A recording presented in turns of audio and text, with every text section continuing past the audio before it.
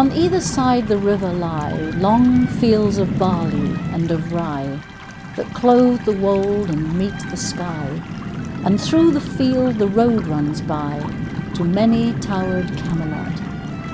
And up and down the people go, gazing where the lilies blow, round an island there below, the island of Shalott.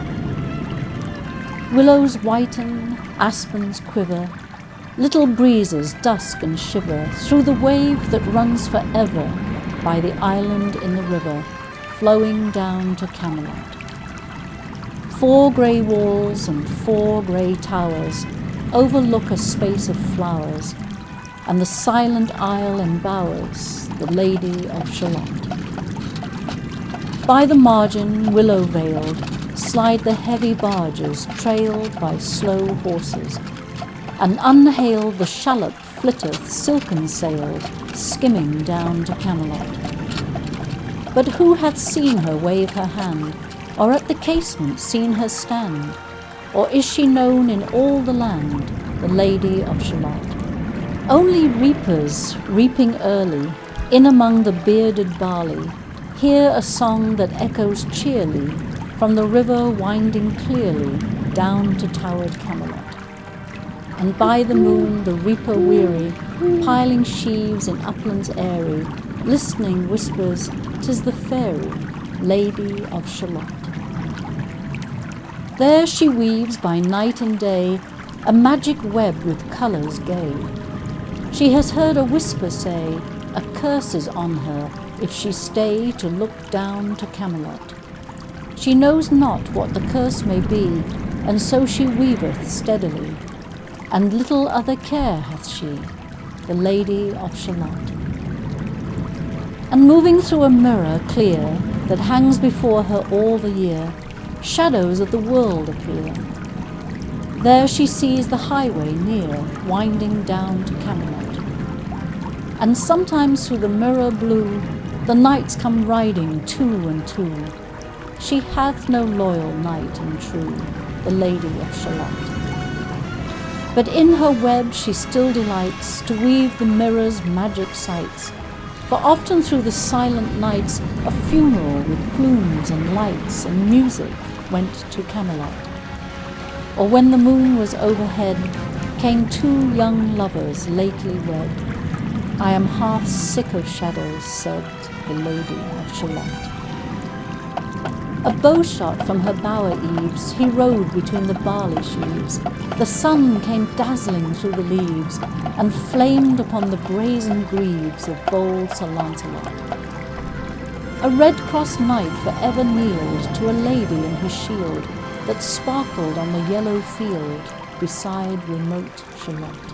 His broad clear brow in sunlight glowed, on burnished hooves his war horse trod. From underneath his helmet flowed his coal-black curls, as on he rode down to Camelot.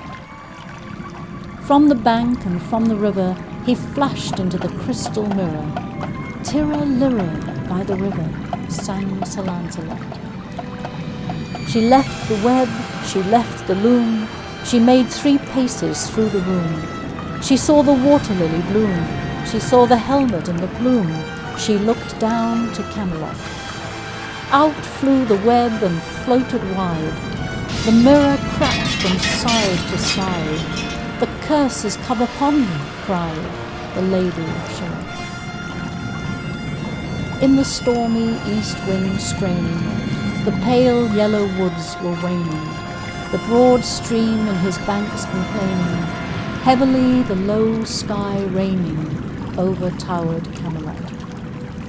Down she came and found a boat beneath a willow left afloat, and round about the prow she wrote, the Lady of Shalott. And down the river's dim expanse, like some bold seer in a trance, seeing all his own mischance, with a glassy countenance, did she look to Camelot. And at the closing of the day, she loosed the chain, and down she lay. The broad stream bore her far away, the Lady of Shalott. And as the boat-head wound along the willowy hills and fields among, they heard her singing her last song, the Lady of Shalott. Heard a carol, mournful, holy, chanted loudly, chanted lowly, till her blood was frozen slowly, and her eyes were darkened wholly, turned to towered Camelot. For ere she reached upon the tide the first house by the waterside, singing in her song she died, the Lady of Shalott. Under tower and balcony, by garden wall and gallery, a gleaming shape she floated by, dead pale between the houses high, silent into Camelot. Out upon the wharfs they came, knight and burgher, lord and dame, and round the prow they read her name, the Lady of Shalott. Who is this? And what is here? And in the lighted palace near died the sound of royal cheer, and they crossed themselves for fear, all the knights at Camelot. But Lancelot mused a little space. He said, "She has a lovely face. God in his mercy lend her grace, the Lady of Shalott."